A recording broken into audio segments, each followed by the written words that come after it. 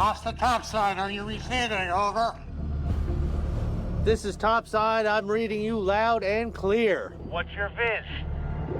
The bottom here is littered with iron parts. Lots and lots and lots of material here. There could be treasure. Could be. Could be. Oh my God, you're not gonna believe this. It's known as the Death Coast, an area of rough sea in the North Atlantic that's claimed more than 6,000 vessels, casting those aboard and treasure into its turbulent depths. We gotta turn this thing around. Here we go. Gold, silver, and other priceless objects from the wrecked ships Oh my God, you're not gonna believe this. lie scattered across the ocean floor. Gold coin right there. That is gorgeous. But salvaging here has been banned for more than a decade, thanks to rampant looting. Now, Storm is brewing. Whoa, boy! after a long battle, third-generation shipwreck hunter Jeff MacKinnon has won the exclusive rights to dive in these treacherous waters. But he only has 8 weeks to do it. Are you okay? Can Jeff and his team find the treasure he seeks Find me. Something. before the stormy waters of the Death Coast It's time for us to get out of here. Pull him out. Pull the dog out. make diving impossible?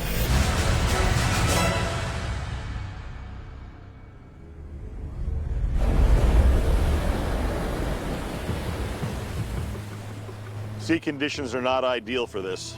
5 days into their 6-week mission, Jeff MacKinnon and his salvage team are using underwater sonar technology just off the coast of Nova Scotia. No problem? Yeah, no, we're looking good. They have exclusive access to an area they believe still hides thousands of shipwrecks. But with the clock ticking, they've called Ryan Howlett from the engineering firm McElhenney to help. Yeah, we're in 9 meters of water here. Howlett is doing a bathymetric survey using Norbit software to make detailed maps of the seafloor, which Jeff hopes will focus his dive time by identifying its most promising targets. All right, here we go.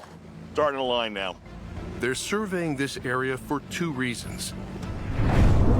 First, they believe these waters to be the final resting spot of the 1711 French shipwreck, the Chameau. The ship's stern was carrying a pay chest with an estimated 82,000 French livres, the equivalent of over $20 million today. Pull out a little. At the same time, they're also searching the area for the source of an 1838 American coin discovered in their most recent dive. United States of America. It's an American coin. Man, oh man.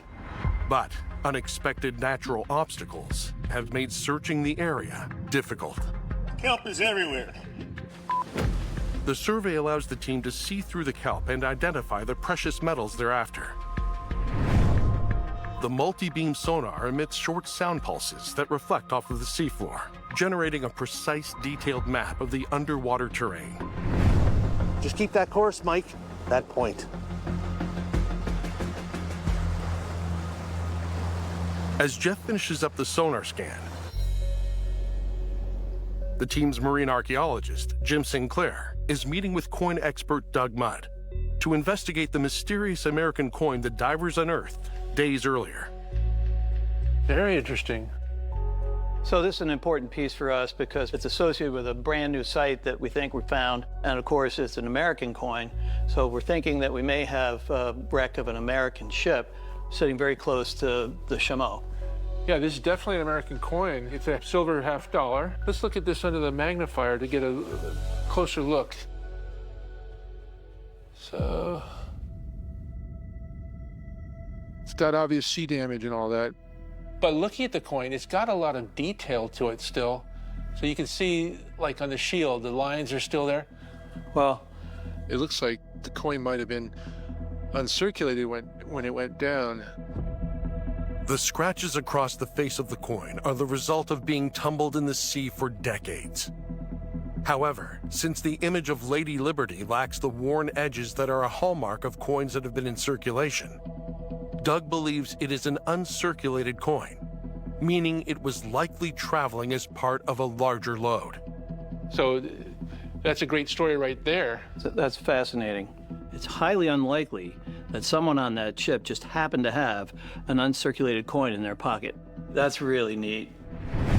In the early 1800s, all international transactions were conducted in coin, and new coins left the mint in carefully measured bags, each containing a predetermined amount. Could this American coin have been part of a larger payment? And if so, where is the ship that was carrying it? It has to make you think, what sort of a ship would be carrying this sort of uncirculated government coins?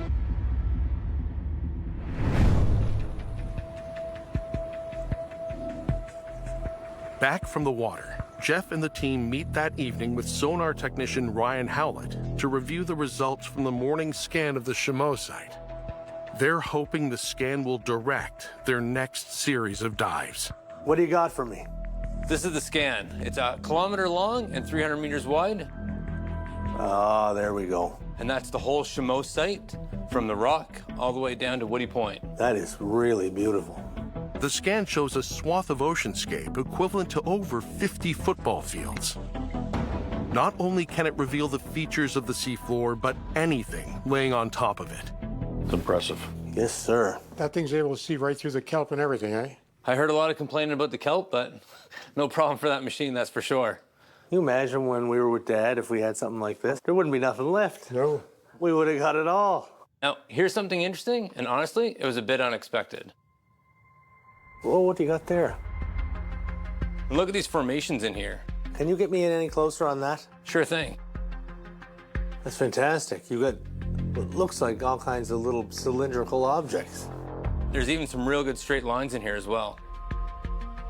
Well, if it looks round to me, it's a cannonball. If it looks straight, then it's a cannon. And if you're a coin, you're getting caught under that cannon.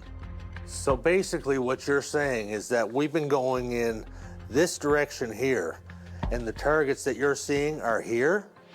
Is that right? Definitely. The area that we're searching is to the north, and that is an unexplored area. It could be part of the Chameau, or it could be part of that American ship. I'll give you some coordinates on some of the targets we saw. Go tackle them this week. And if it don't pay out? Neither did you. That a boy.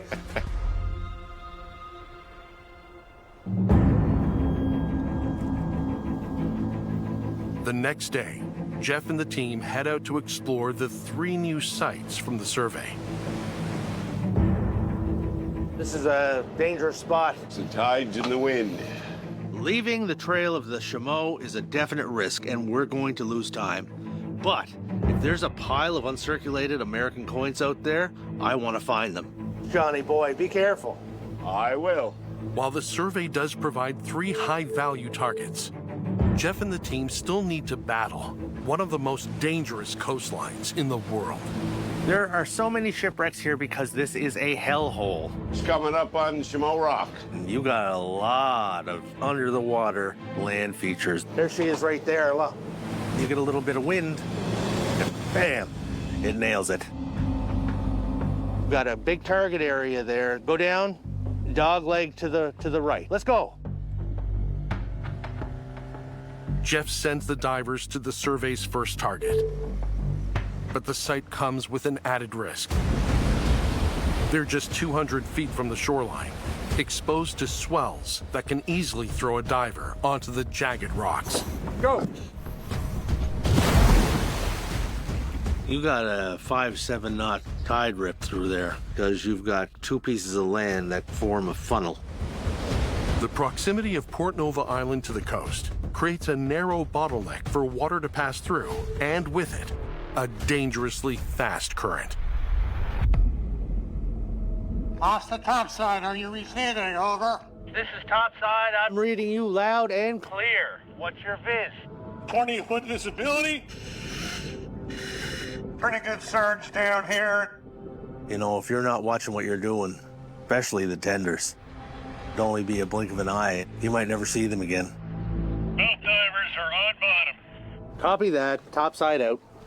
Mike and Mike are commencing search. Keep in visual contact. Copy to Rick.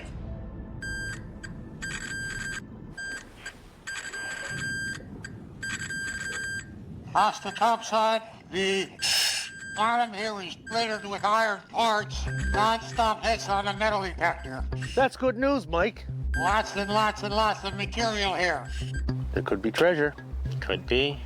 The grooves that we saw in the bathymetric scan did catch something. Now we just have to find out what. Topside to divers. You got things picking up here a little bit. I've got an iron object concreted into the substrate. Copy that, Mike. Dig it out. Copy. Oh my God, you're not going to believe this.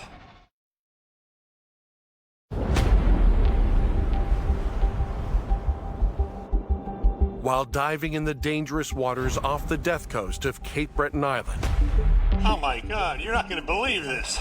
diver Mike Pizzio has made a discovery. It looks like I have a cannonball. Way to go, Mike. Good job. I want you to recover that cannonball. Sound like we got a major pile of wreckage.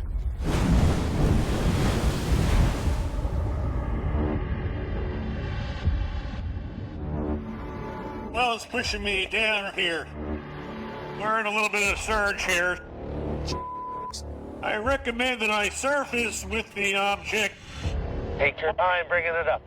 You have to be very, very careful dealing with wind and tide. You could easily take a diver out to sea very quickly. We're fighting a lot of current down here. Because the ocean doesn't care. We have a problem. Get them in the f***ing boat. Kick that thing in gear, boy. I have a chase boat on site to ensure that my divers are safe 100% of the time.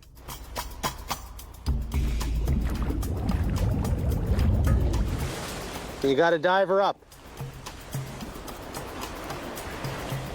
This is on surface. Copy that.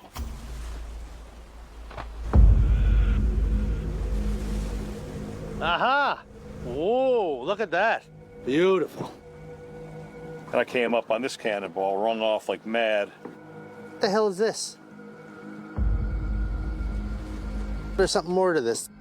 That could be a piece of bark. Well, hold on. That's a burr shot. That's exactly what that is. You imagine a burr that goes between that and another piece. This would have done some serious damage to a ship's rigging. Bar shot is a type of cannon artillery with two iron balls attached by a straight bar, like a dumbbell. It spins as it leaves the barrel, slashing through rigging and sails, immobilizing enemy ships. It's a little corroded, but it's old. The burr shot is a great find, but without any markings on it to indicate whether or not it's French or American, I won't be able to tell whether or not it came from the same ship as the American coin. All right, let's go. With the sun setting, and after a long day of difficult diving, Jeff directs the team back to shore.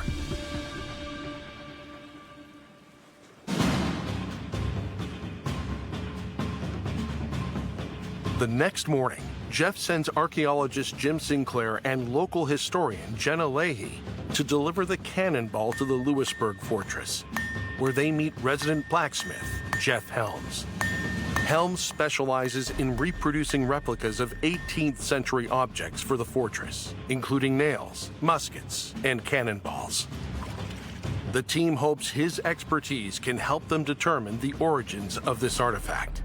We believe it's part of a bar shot. So what we're looking to do is to find any information that we can to identify not only where this was made, but possibly what ship it was being carried on. You can vaguely see a small seam created during the casting process called sand casting. And so it would take a mold and they would embed it into two halves of a form that was full of sand. And the sand usually had some sort of binding agent that caused it to stick together, a hollow chamber on the inside. And they would pour molten cast iron into that. Cannonballs were made using different methods. The two-part construction that we see suggests that they were made before the middle of the 19th century. The British and the French would both stamp their cannonballs with a touch mark. French balls were often marked with a fleur-de-lis, and British balls were marked with a broad arrow. I wonder if we can find anything like that on your ball. And that would definitely identify what country it's from. During the 17 and 1800s, many countries marked national property, especially ammunition and other military equipment, with a unique symbol. The Americans, however, did not adopt the practice until the late 1800s. Yeah, there's not much there that I can really make out. I don't see anything clear. So there's no smoking gun here. There's no stamps to indicate whether it's a French or a British ball. There's nothing definitive on this, so yeah, we have a lot more research to do. A lot, and we gotta go dive, dive, dive. Thanks, Jeff. Always good to see you. You're welcome. It's good to see you.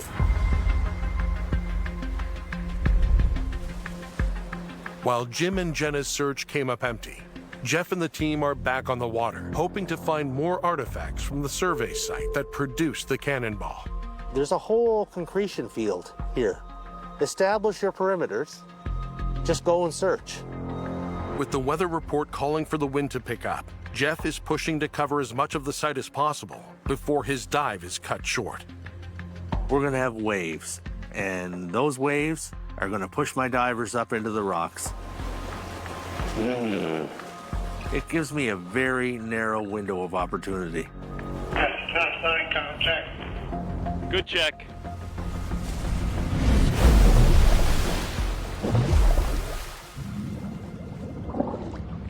Topside, Greg, radio check. I read you loud and clear, pal. We need to go over this ridge. Sonar? Copy that. Right behind you. Tough current again. Let's not split apart too far. Stay close. Copy that.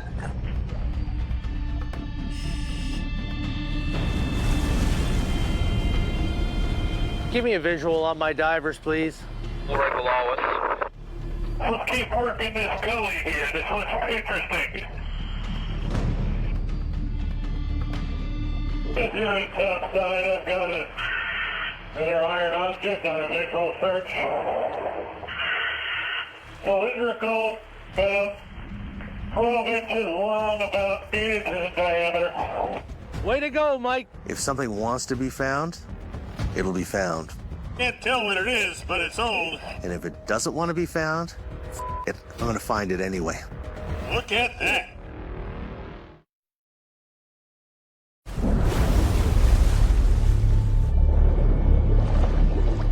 Topside current is intense. I gotta get this done before he runs out of air. With precious little air left and fighting strong currents along Nova Scotia's death coast, the divers spot something out of the ordinary. Cylindrical, about 12 inches long, about 8 inches in diameter. Probably weighs 15 pounds. That sounds interesting. I want you to bring that up. Copy you. Bring it up.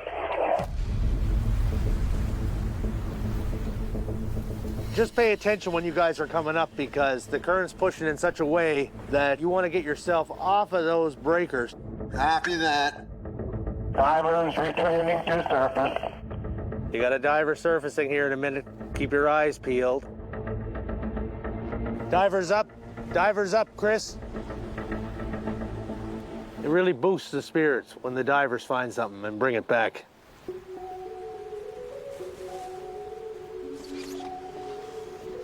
That's pig iron, 100%. Is there many of them down there? They're all over the place. All right, that was a shipment of pig iron. We've never seen pig iron on the Chameau. This has to be from a different ship. This stuff could be heading somewhere to be reforged, resmelted. And remade into new products. Pig iron is produced by smelting iron ore in a furnace, then casting it into ingots. The process involves lining up molds like piglets, suckling milk from a sow. During the Industrial Revolution, pig iron starts to replace the softer wrought iron in the making of buildings, tools, and weapons. Do we know if there was a foundry anywhere in here once upon a time? Not at that time. Okay. Pig iron has never been linked to the Chameau. Could this be from the American ship? And if so, Could the team be closer to finding the suspected cache of American silver half dollars? All right, I'm gonna get this stuff in water. Sounds good.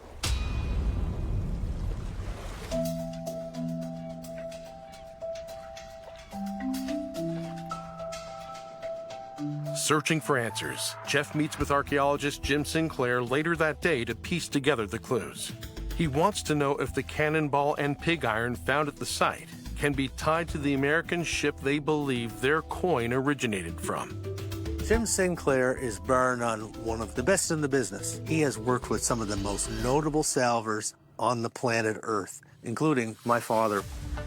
We've got quite a few good finds here, and we have some real head scratchers. Would it be possible for an American ship to be up this far? By the time that that particular coin was lost, the War of 1812 was over, and there was commerce going between Boston and the St. Lawrence. So yeah, I don't see any reason why it couldn't be an American ship. Back in 2004, when we were working on this area, the big thing that we found that kind of had us all scratching our head were these objects that were obviously sort of fragments of a larger piece.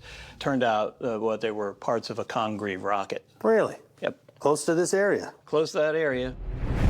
Named for inventor Sir William Congreve, Congreve rockets are used by both the British and Americans in the 1800s.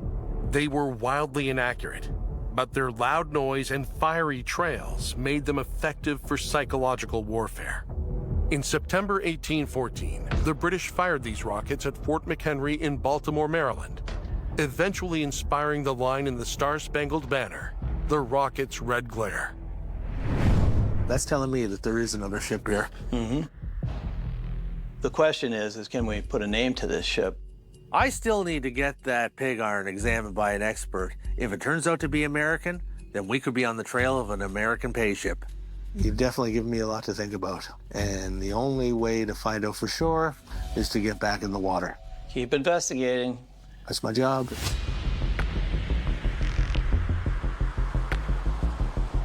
Johnny, we're gonna have to pick up that mooring and take it up closer to the rocks. Yeah, sounds good. With the prospect of yet another wreck and of a possible cache of uncirculated coins, Jeff moves the team to the next site identified in the survey. Find me something. Go! Let's not waste this weather! Come on! I think that we're onto something here, and that this could be a great new area to work.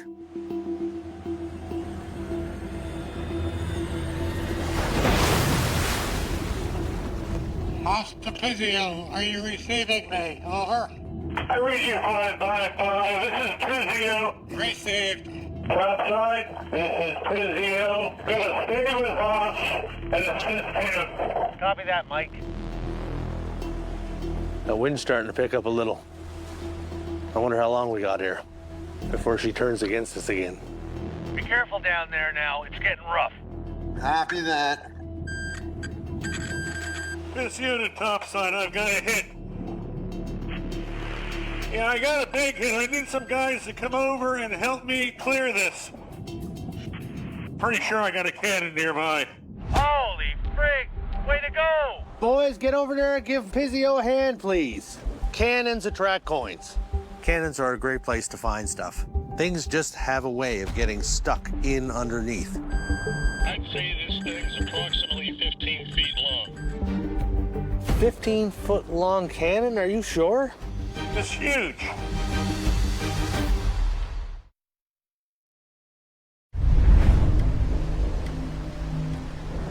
While diving off the coast of Nova Scotia, Jeff MacKinnon's team of divers have found what looks like a ship's cannon. I'd say this thing's approximately 15 feet long. Boys, get over there and give Pizio a hand, please. Could the cannon be more evidence of an American pay ship? And if so, could its undiscovered treasure be close by? Pizio, can you repeat the length of that cannon, please? 15 feet long. It's huge. Thank you. Copy that. That makes me happy. I like seeing cannons because cannons are where coins collect. And if this cannon is American, it might mean some coins. At over 3,000 pounds, there's no chance of moving the cannon. So the divers must dig around it in hopes of finding artifacts trapped underneath. Topside, I got a hit in the sand next to the cannon. I'm working right now. Attaboy, Pizzio. You find me a coin, and I'll buy you supper next year. Hey, Mike, come over to this end of it. I took the kelp off. I'm at the far end of it, Dan. Where are you? I've got a lot more overburden than I've ever seen here. I'm down about a foot down. See how far it goes. After nearly 40 minutes of searching around the cannon, the team runs into an issue. Off the topside. My air is running low. What's the usual, 40? This depth, 55. 55? But I would say they're burning with some air down there. Digging around a cannon like this, the divers use their air up faster. And when they use up their air, that means they have to cut their dive short. That's time. I want you guys out of the water. To the topside, Pizzio's leaving bottom. Off the topside, I am servicing. Over. Copy that, Haas. This is topside. Come on up. I'm at 500 surfacing.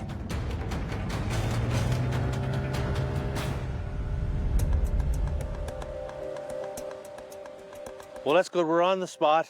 We're going to do another dive there, and we're going to see what else we can unearth here. All right, change out the tanks. Got to go back.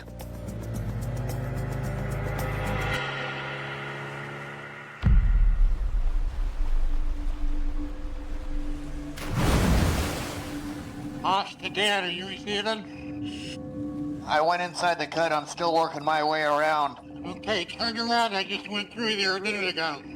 Nothing there. I can't understand what you're saying. I'm just working my way around. You guys have any hits yet? I'm definitely not seeing anything down here. After multiple dives to the cannon come up empty for any treasure or coins, We're running out of time. and with light fading fast, Divers, I want you guys to come to the surface. Jeff calls it a day. This is Grego. I'm surfacing. Copy that, Dan. Even though we didn't find any coins under this particular cannon, it's 15 feet long. And if it's 15 feet long, it definitely didn't come from the Chameau.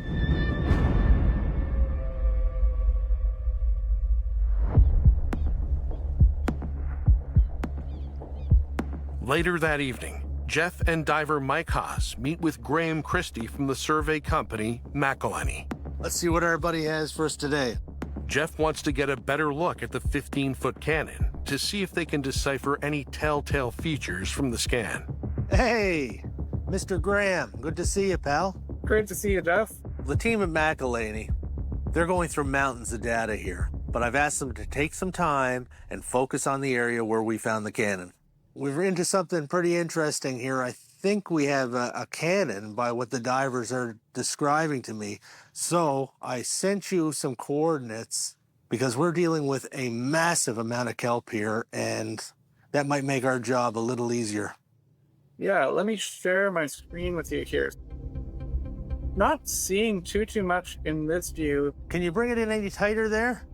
I can bring up all the data behind this surface so we can see the raw points that the multibeam sonar collected. Let's grab a small area around the target for you.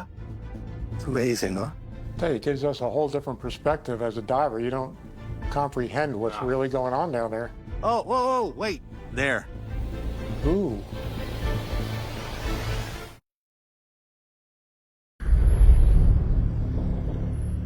While trying to identify what the team believes to be a large cannon, Oh, whoa, wait. There. the data unveils something unexpected. Ooh. So I'm seeing something here that's about 15 feet long. Wow. That's not a cannon. It's an anchor. Is that the target you were looking at? Yeah, it is. That's an anchor for sure. Do you think this is a Chameau anchor maybe? I mean, it's huge. No, that is sitting, by the look of it, by itself and out in the middle of nowhere. The two main anchors off the Chameau, They're well documented. We know where those are at. This anchor is entirely different. Well, most of the big stuff from Chameau was right by the rock. Exactly. No, I've never seen that anchor before. That's new. Well, that's pretty exciting. And look at the direction it's going in. That shaft is pointing right towards Cape Breton Point. Yeah. So that's, I could tell. If they were dumping it to try to stop themselves from going into the rocks, that would be facing the right direction. You got that right. A ship in peril often drops its anchor to stabilize itself. If the ship sinks, the chain pulls the anchor so that the shank ends up pointing towards the shipwreck.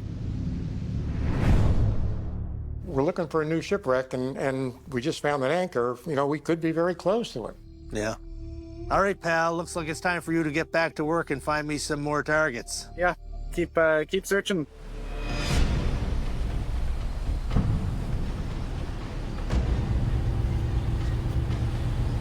Boy, what a day. Beautiful. We're almost there. The next morning, the team sets out once again to the location of the anchor. Hook them on there.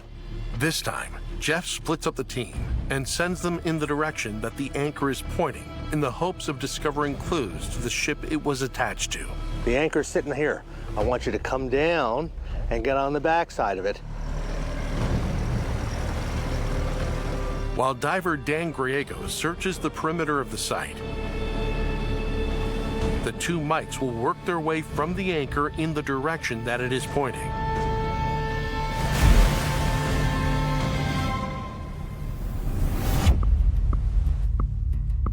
Dan, do I got a copy over? Roger, solid copy. I'm inside of a small cavern and I'm getting a hit. I'm searching it now. Excellent. Topside, I have a target. I am attempting to dig it out. Topside, this is modern iron. I will disregard it. Over. Copy that. This area seems to be littered with a whole lot of modern wreckage, and it slows our guys down because they have to stop and investigate every target. Topside, this is Griego. We're getting in some really good spots, but the only thing I hit so far was lobster trap. Copy that. Move on. Find something else other than a lobster trap, please.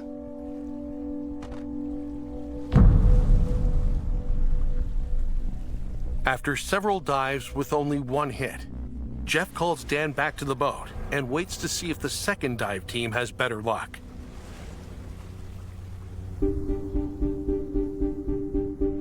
Meanwhile, Jim Sinclair is meeting with organic chemist Stephanie Macquarie at Cape Breton University to get a better sense of the pig iron's origins. So we brought you this little sample. There's some question as to where it came from because we've never found anything like this on the Chameau in all the years that it's been worked. If we can tell where this was extracted, then it'll give us a clue because each country was extracting its iron from different mines.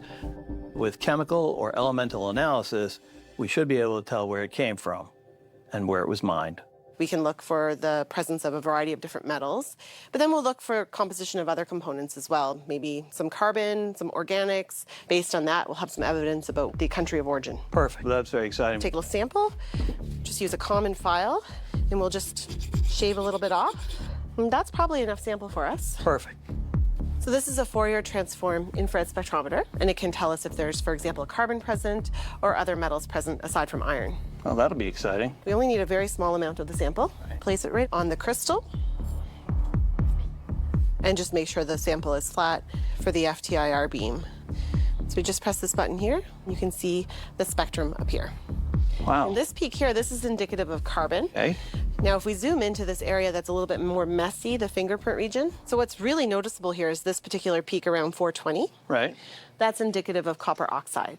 Oh. Copper is pretty interesting because copper was mined specifically out of Britain. We also know that there's carbon present.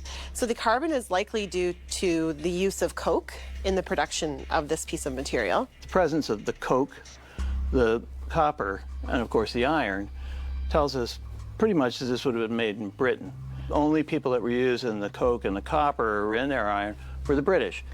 The French, when they were producing iron, didn't use coke. We were thinking that this was an American ship, but the fact that this may very well be from Britain, is a new direction for us to go in as far as research goes.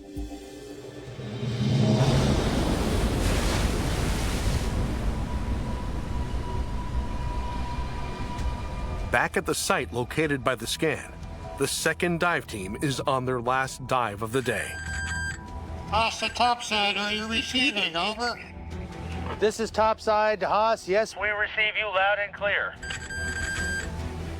Hey, Jeff, we have located what appears to be a bell. Over. A bell? This is way 12, Jeff. This is a ship's bell. Let's get that, put a retrieval line on it. We're gonna pull that baby up. Okay, stand by. We have a pretty strong current down here. Get that bell back To me, boys. We are going to lift the bell at this time.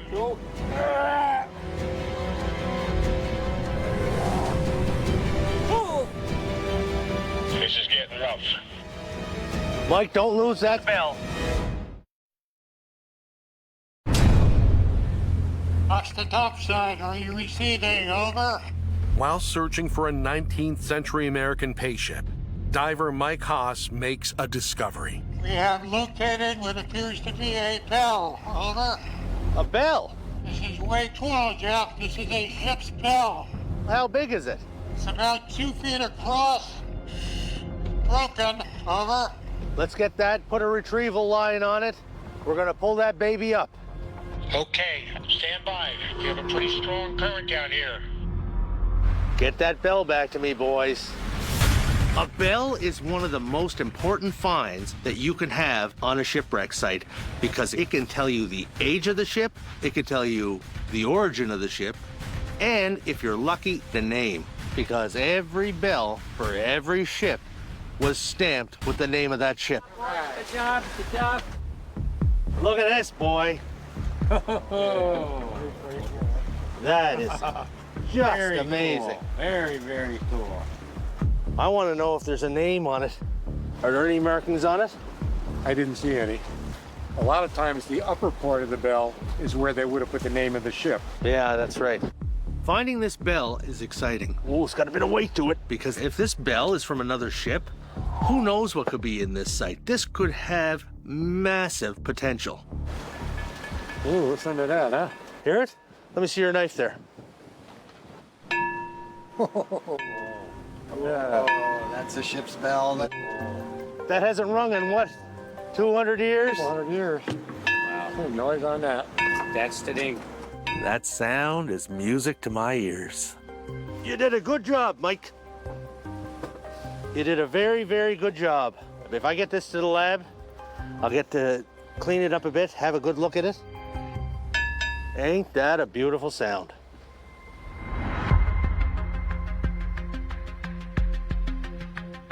Jeff and Aaron return to base camp to inspect the bell more closely for any clues that might help them decipher its origin. Wow. What do you think of that? That's beautiful. See how green it is? That's where the copper, you're seeing the copper, and then there's little flecks of tin. Prior to 1840, bells were made out of copper and tin. Gives it that really rich tone. So it's a pretty safe bet that this is prior to 1840. I mean, it's badly worn. Yeah, it's a dipper. There's a lot of pitting on this. Yeah, there is, and look what I'm seeing there. See, that's a very deep pit. Pitting is when an artifact, usually a piece of metal, starts to degrade, and you get these tiny little pits where the salt gets in, and that's when the artifacts really start to degrade quickly. Are there any markings on it? You know, there's all kinds of pitting on this. However, you never know. One of them could be a symbol or a name.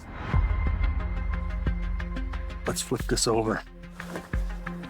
Oh, wait a this.